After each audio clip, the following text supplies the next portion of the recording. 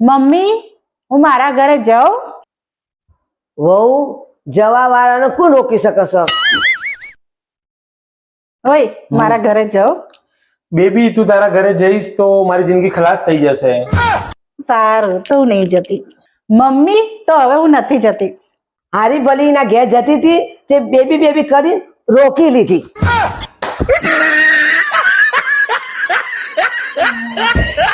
ઓય, હા, તું અને અંજલિ બે જણા શું વાતો કરતા હતા? કોણ અંજલિ? એ તો હું અંજલિને કહેતી હતી કે અત્યારે સારો પતિ કોઈને મળતો નથી. તો એણે મને કીધું તો પછી શું કરવાનો સારો પતિ મેળવવા? મેં કીધું કઈ નહીં, જે આપણા પતિ મળ્યો છે ને એને ટીપી ટીપી ટીપી સીધો કરી દેવાનો.